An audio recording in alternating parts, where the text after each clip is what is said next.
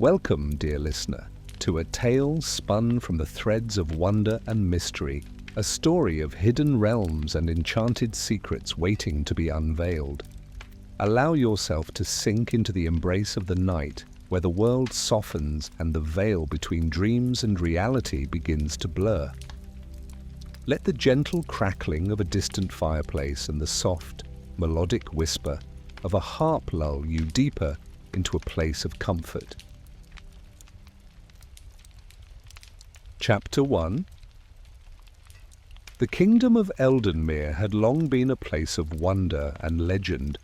Its towering spires rose like golden fingers toward the heavens, and its gardens bloomed in eternal spring, perfumed with the scent of lavender and night-blooming jasmine.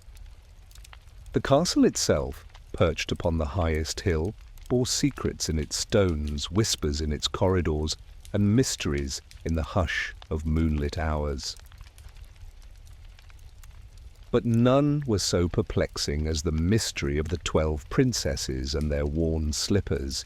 Each morning, without fail, the 12 daughters of King Aldebrand would emerge from their chambers with their dancing shoes tattered beyond repair. No explanation sufficed, no servant had seen them leave, and no magic had been detected in the grand halls of the palace. Suitors, scholars, and sorcerers alike had tried to unravel the riddle, yet none could discern the truth. And so the king, in his growing frustration, decreed that whoever uncovered the secret would be granted a great reward, perhaps even the hand of one of his daughters. Far beyond the castle gates, a weary soldier walked the cobbled roads that led into Eldenmere. His boots, caked with dust from years of war and wandering, barely made a sound against the path, as though he had learned to tread as silent as the wind. His name was Elias, a man once adorned in shining armor, now reduced to a simple traveler with a heart full of stories and a soul weighed down by time. He had seen the rise and fall of kingdoms, had stood in the shadow of great kings, and yet, in this moment, he had nothing to his name but a tattered cloak and the hope of a new beginning. As the sun dipped low, casting its final golden embers upon the world, Elias arrived at the edge of an ancient wood. The trees, their gnarled roots curling like sleeping serpents, stood like silent sentinels, their leaves whispering secrets to the wind. He had heard tales of these woods, of the strange magic that dwelled within, but fatigue urged him forward, his only desire to rest before continuing his journey. Deeper into the forest he ventured, until he came upon a clearing where an old woman sat upon a weathered stone. Her hair, silver as moonlight, cascaded over her shoulders, and her eyes, deep and knowing, gleamed like twilight stars. She regarded him with a smile, the kind that held both kindness and mischief, as if she had been expecting him. "You walk with the steps of one who has seen much, yet carries little," she mused, her voice like the rustling of autumn leaves. Elias inclined his head. "I have walked many roads, but none have led me home." Chapter 2. The grand halls of Eldenmere's castle loomed before Elias, bathed in the soft glow of lanterns that flickered like captured stars. The scent of polished oak and fresh beeswax lingered in the air, mingling with the faint traces of lavender and chamomile from the princess's chambers. He had gained entry to the kingdom with little difficulty. His reputation as a soldier and his keen mind had made an impression upon the king's court. But now, as the heavy doors of the princess's chamber were sealed behind him, his true test had begun. The chamber was vast, filled with canopied beds draped in silks and lace. Moonlight filtered through stained glass windows, casting patterns of sapphire and gold across the stone walls. The 12 princesses lay in slumber, their breath soft and measured. Each one was adorned in nightgowns woven with threads of moonlight, their golden locks spilling over their pillows like rivers of light. Their delicate fingers curled over the edges of their blanket, the rise and fall of their chests in perfect unison. But Elias knew better than to be deceived by the illusion of innocence. With careful hands he pulled the enchanted cloak over his shoulders. A shiver ran down his spine as the fabric melded to his form, and in an instant he vanished from sight. The world around him grew sharper, as if he had stepped into a realm just beyond reality. Every creak of the floorboards, every rustle of fabric became clear to his ears. He could hear the gentle sigh of the night breeze sneaking through the cracks in the stone, the faint hoot of an owl perched somewhere beyond the castle walls. He did not have to wait long. As the great bell of the castle tolled midnight, the princesses stirred. One by one they rose from their beds with silent smiles, their eyes glinting with anticipation. The eldest, Princess Lysandra, stepped forward, her fingers tracing the ornate carving on the chamber wall. With a whisper of ancient words, the stone groaned and shifted, revealing a spiraling staircase that plunged deep into darkness.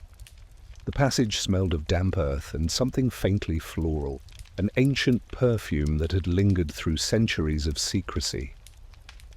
Elias followed, his breath steady, his steps as light as air. He watched as the princesses descended the stairs, their bare feet making no sound upon the polished steps. The air grew cooler, laced with the scent of jasmine and something more elusive, magic, thick and lingering. The flickering torchlight cast long shadows against the walls, making the stairwell appear endless, as though it wound its way through the very fabric of time. At the bottom of the staircase, an archway of woven silver vines awaited them. Beyond it lay a world untouched by time, a hidden kingdom that pulsed with a light of its own. Trees with leaves of gold stretched toward a sky that gleamed with an eternal twilight, while a great lake shimmered in the distance, its waters reflecting constellations unknown to the world above. The surface rippled, as if whispering secrets only the princesses could understand.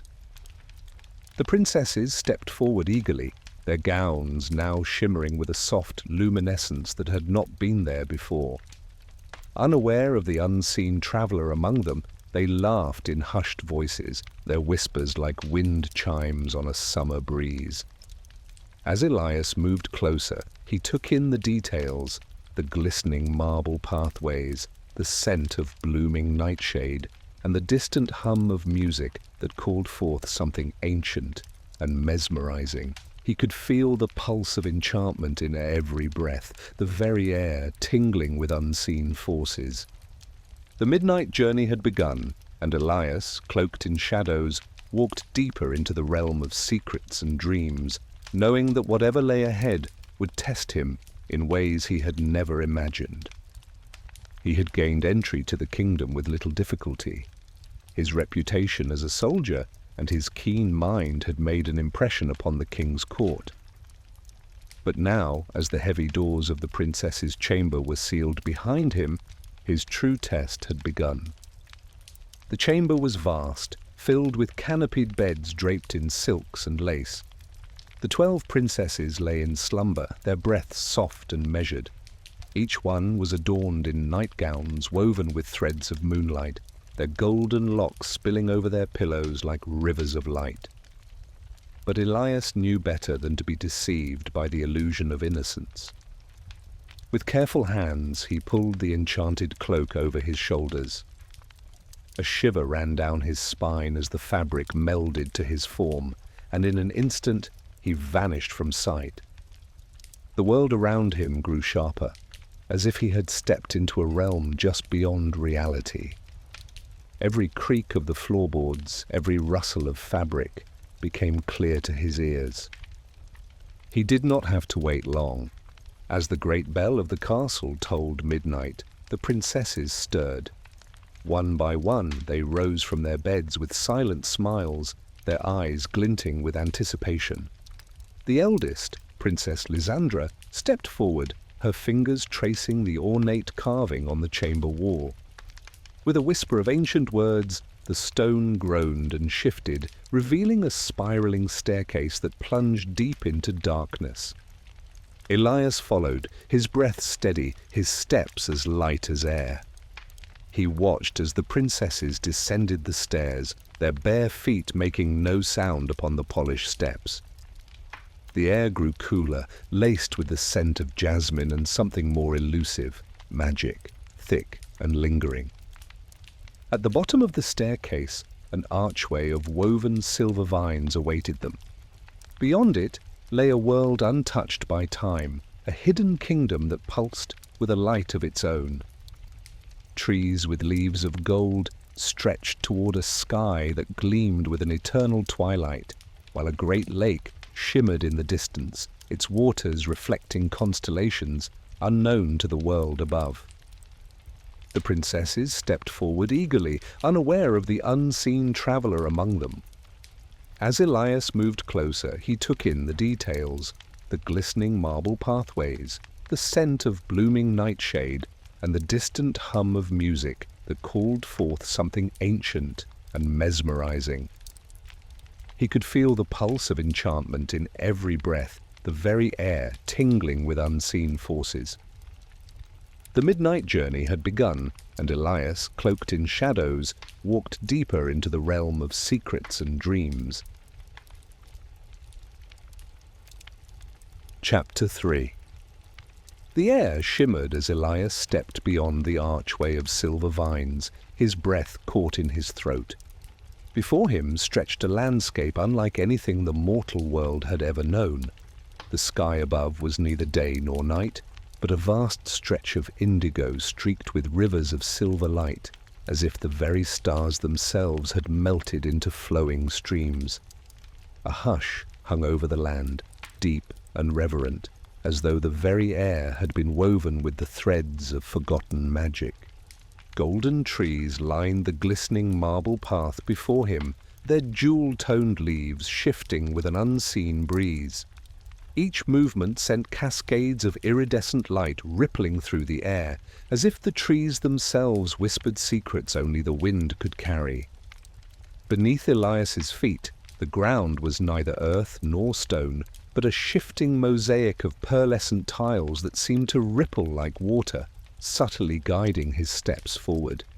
Ahead, the 12 princesses glided gracefully, their silk gowns trailing behind them like rivers of moonlight. Each fabric shimmered as though spun from stardust, and Elias could not tell whether the glow came from the magic of this place or the enchantment woven into their very being.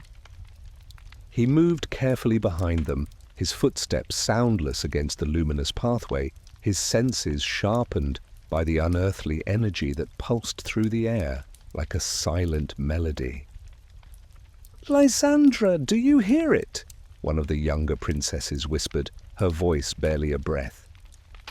The eldest princess, Lysandra, turned her head slightly, her silver blonde hair catching the glow of the sky above.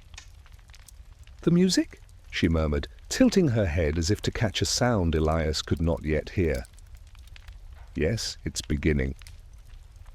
They moved toward the heart of the kingdom, where a vast crystal lake sprawled, its waters impossibly still, mirroring the luminous expanse of the sky.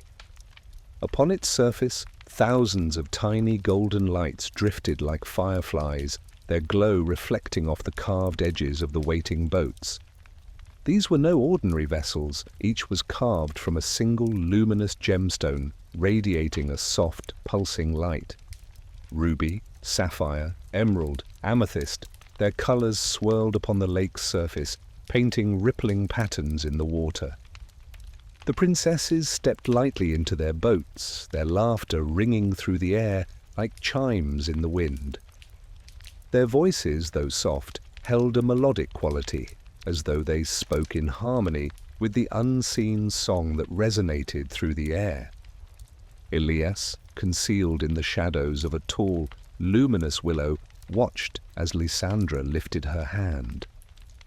With the smallest motion of her fingers, the boats drifted forward, gliding effortlessly over the water. He stared in awe. There were no oars, no sails, yet the vessels obeyed the princess's silent command. A soft, rippling hum brushed against his ears, like the sigh of the universe itself. Then the music emerged, delicate and otherworldly, wrapping around him like silver threads. The melody wove itself into his senses, its notes curling in the air, filling him with an ache so deep, so unnameable, that he could scarcely breathe. It was not sorrow nor joy, but something vast, something eternal. A flicker of movement caught his attention. Across the lake, beyond the drifting boats, an opalescent castle rose in the distance. Its towers reached toward the endless sky, spires of translucent crystal that gleamed with a shifting spectrum of colors. Bridges arched over the waterways, their railings entwined with pulsing vines that whispered in an ancient tongue. Elias shivered, for though he did not understand the words, he felt them resonate within his bones. "What is this place?" he whispered to himself, his voice barely audible against the hush of the enchanted night.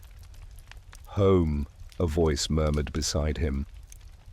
Elias whirled, his heart leaping into his throat. A young woman stood before him, her gown woven from the same gossamer light as the princess's. Yet, unlike them, she bore no crown, no silken train. Her dark eyes shone with a knowing light, her expression gentle, as if she had been expecting him. "You are not meant to be here," she said softly, though there was no anger in her tone. Elias swallowed hard. "Who are you?" "I am Maya," she replied, inclining her head slightly. "Guardian of the veil." "The veil?" he echoed, confusion knotting his brow. She gestured around them, toward the glistening sky, the lake, the bridges, the castle that loomed in the distance. "This world exists beneath yours, hidden from mortal eyes. Only those who belong here may walk freely within it." Her gaze flickered toward the boats, then back to him. "And yet, you have come." Elias hesitated. "I followed the princesses."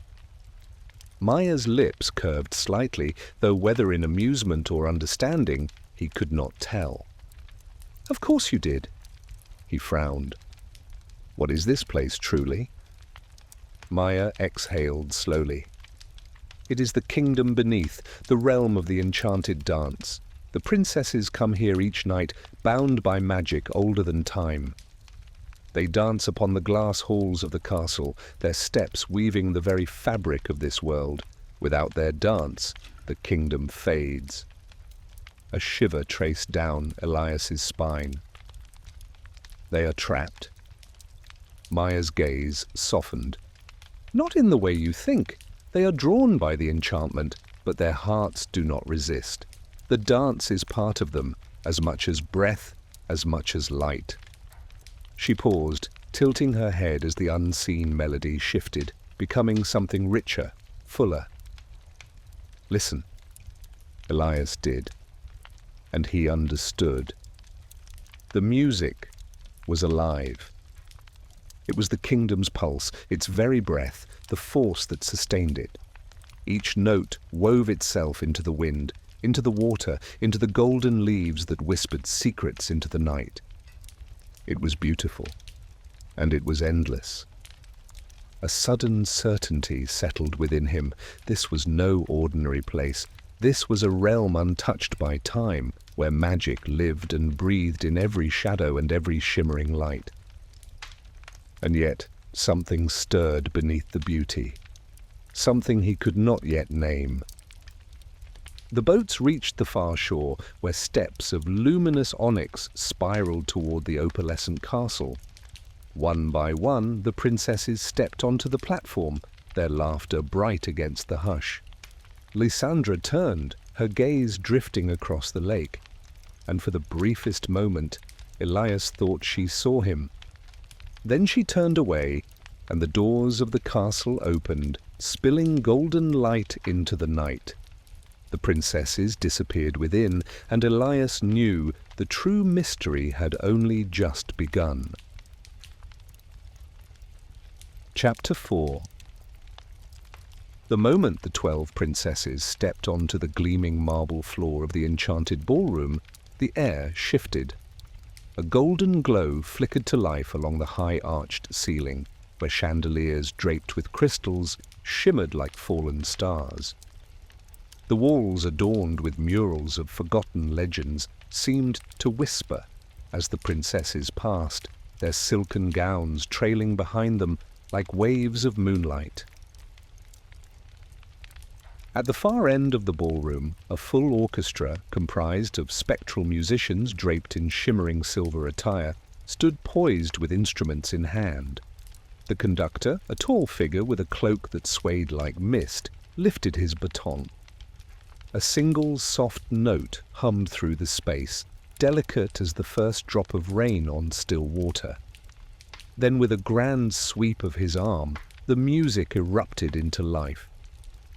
Princess Genevieve, the eldest, let out a breath she hadn't realized she was holding. "It's even more beautiful than last night," she whispered to her sister Odette, whose violet gown glittered like the dawn. Odette twirled once, marveling at the way the music resonated deep within her chest. "It feels like the walls themselves are dancing," she murmured. With practiced grace, the princesses took their places, pairs forming as if guided by an unseen force. Their slippers, woven from gossamer threads and imbued with magic, whispered against the floor as they moved in perfect harmony with the waltz's elegant rhythm.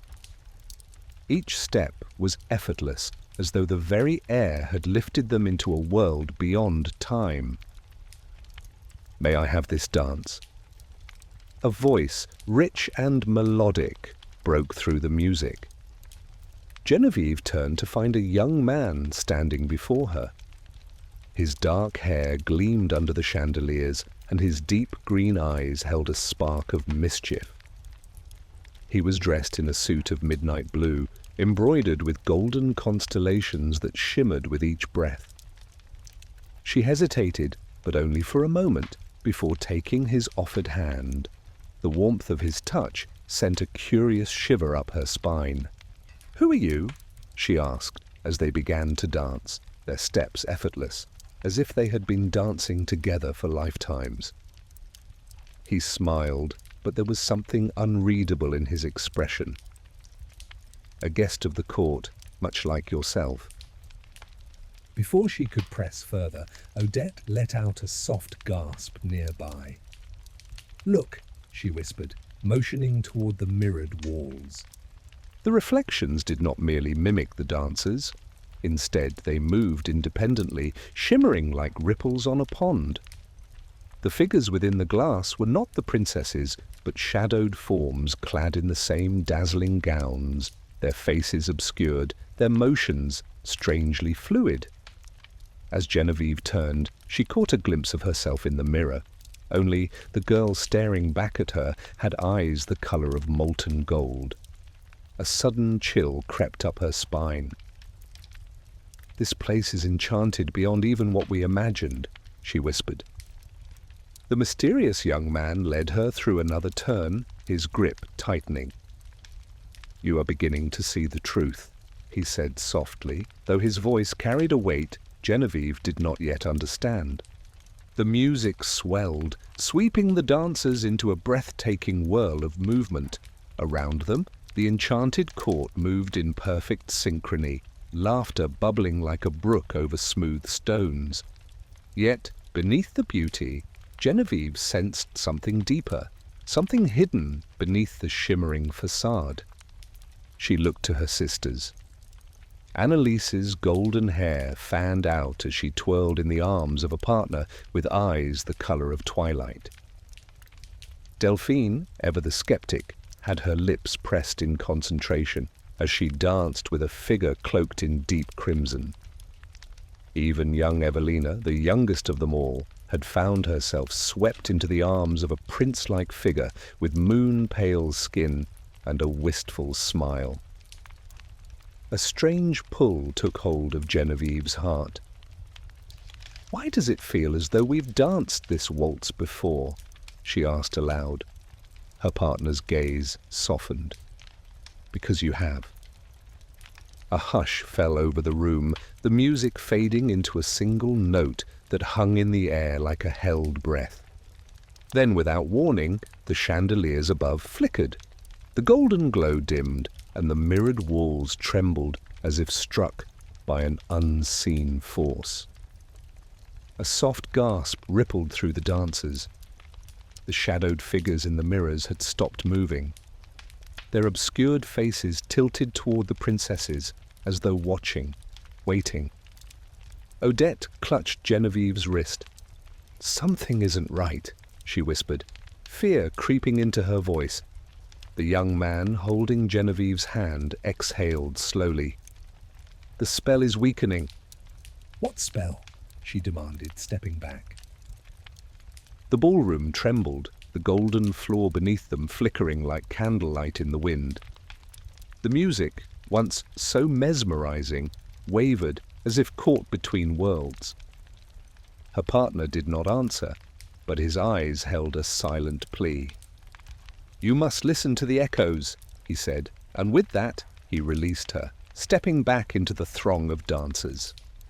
Genevieve's heart pounded. She turned, searching for the source of the disturbance, but all around her the revelry had resumed as if nothing had happened.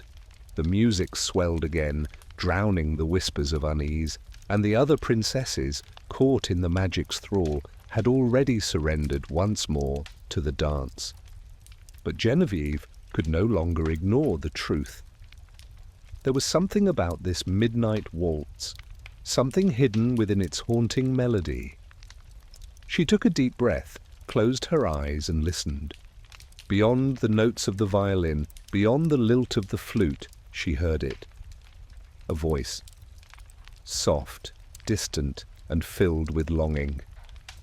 "Find the key, find the door, the time is slipping evermore."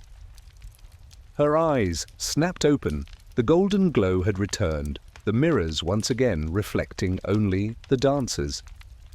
Yet the voice lingered in her mind, woven into the music itself. "Find the key," she whispered. A single thought burned in her mind. This waltz was not merely a dance, it was a spell, and they were all caught within it. Determined, she turned to find her sisters, but as she stepped forward, the floor beneath her shimmered, and the world around her twisted.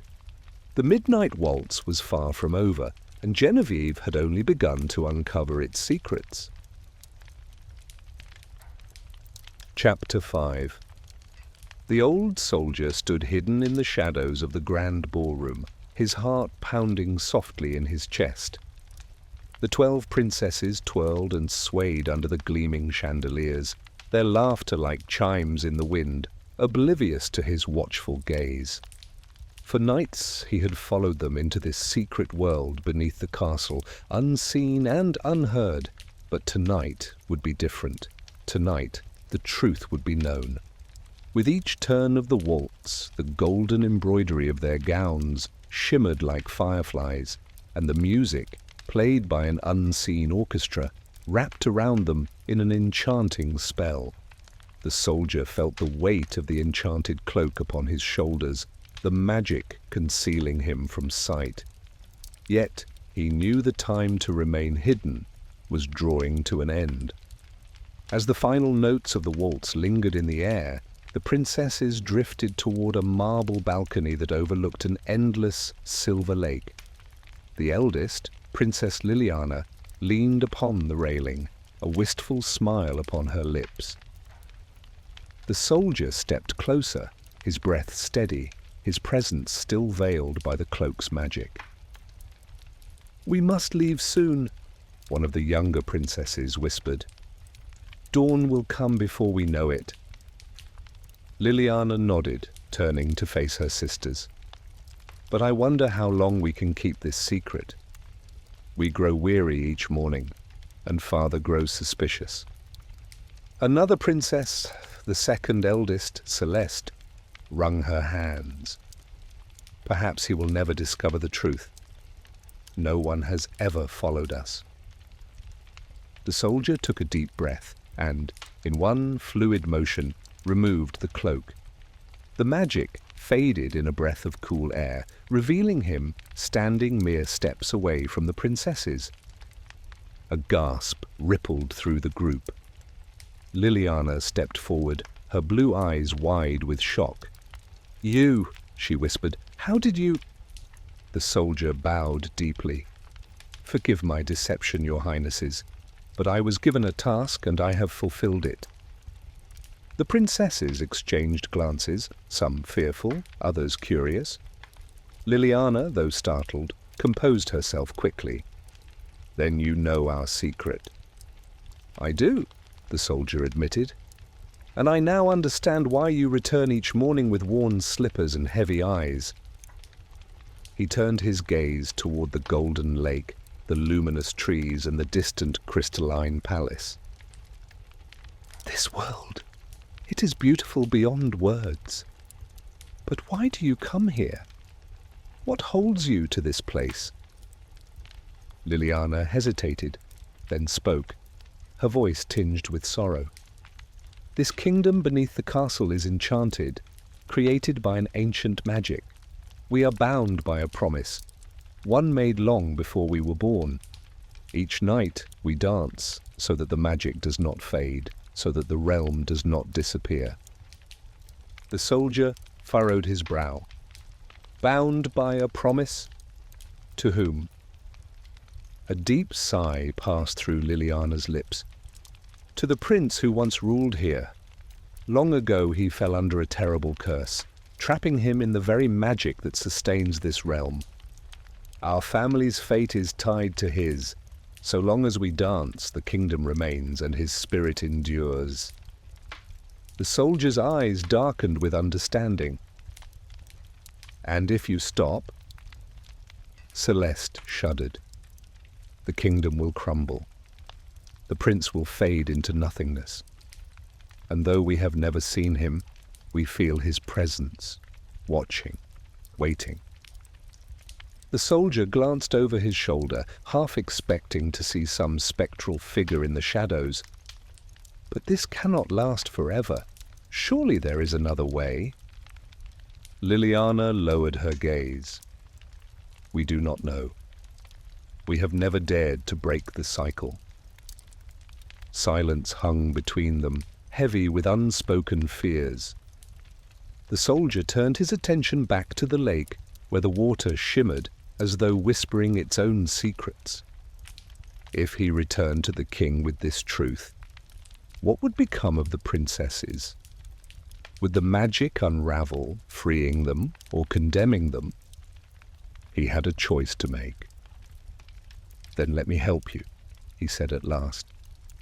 "There must be a way to break this enchantment without losing everything." Liliana met his gaze, searching his face for deceit and finding none. "You would do this for us?" The soldier nodded. "I will do whatever it takes to set you free." The princesses glanced at one another, a flicker of hope lighting their eyes for the first time in years.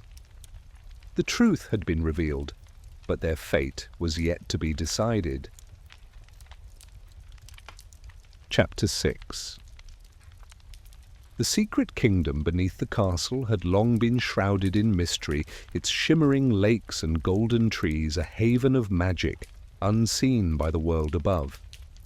But now, as the truth had been unveiled, the old soldier stood alongside the 12 princesses, bound by a single purpose, to break the curse that had tied them to this realm for so long. The princesses gathered in a circle upon the marble balcony that overlooked the silver lake.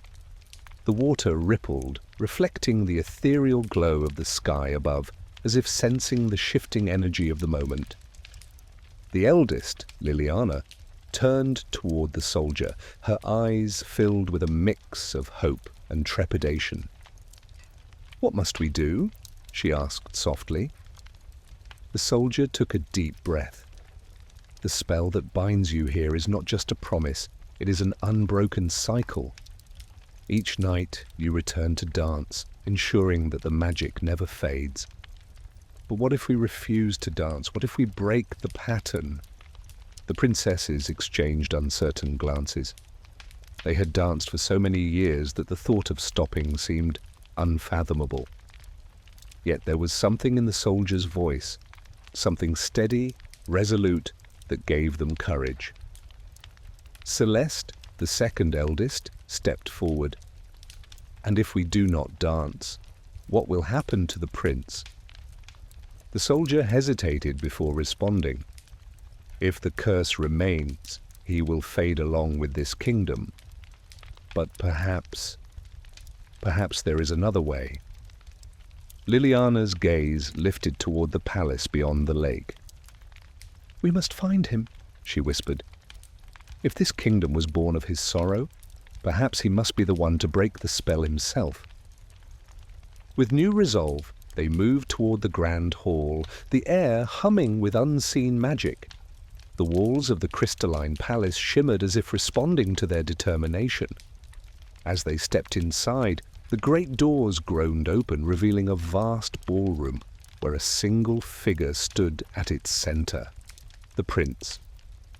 He was neither ghost nor man, but a being suspended between two worlds. His form flickered like candlelight, his eyes filled with an ancient sorrow that had bound him to this place for centuries. He watched them approach, his expression unreadable. "You have come," he murmured, his voice like an echo of forgotten dreams. Liliana stepped forward. "You are the one who keeps us bound to this place," she said, though her voice held no accusation, only understanding. The prince nodded. "Long ago I wished for a kingdom that would never fade. I was young and foolish, and I did not understand the cost of my wish. When I perished, the magic did not let me go. And so the realm endured, but only if there were souls to sustain it.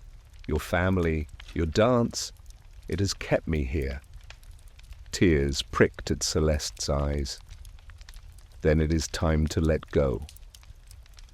The prince looked at the soldier as if seeing him for the first time. "And you were sent to uncover the truth." The soldier stepped forward. "Yes. And now I wish to set you free." For a long moment, the prince was silent. Then, with a deep, shuddering breath, he closed his eyes. The air around them shifted, the very walls of the palace trembling, as if they too knew what was to come. The silver lake beyond the windows darkened, the light fading as the spell unraveled. The princesses clasped hands, forming a circle around the prince. Liliana whispered a single word, a farewell, a blessing. As the last note of magic dissipated into the night, the prince let out a breath he had been holding for centuries. His form wavered, and then, like a dream upon waking, he was gone. The golden trees began to dim, the crystal palace turning to mist. The hidden kingdom beneath the castle was fading. But it was not a sorrowful thing. It was a release, a long-awaited ending. The princesses felt no fear as the world around them began to dissolve. Instead, they closed their eyes and let it carry them home. When they awoke, they were in their chambers, the first light of dawn painting the castle walls in gold. Their shoes, always worn through, lay untouched. Their feet, always aching, felt light. The curse was broken. The old soldier stood at the entrance to the grand hall, watching as the king, who had long searched for the truth, embraced his daughters, tears in his eyes. The soldier knew his task was done. As he turned to leave, Liliana caught his hand. "You have given us our freedom," she said softly. How can we ever repay you?" The soldier smiled. "Live well. That is all the thanks I need." And with that, he walked out into the morning light, leaving behind a castle no longer burdened by secrets, and a family no longer bound by the past. As the story comes to a close, allow yourself to drift into the same peace that settled upon the kingdom. Let the quiet of the night wrap around you like a warm embrace, and feel the weight of the day melt away. You are safe, you are loved, and now it is time to rest. Good night, dear listener. May your dreams be filled with magic, and may you wake with a heart as light as morning's first breeze.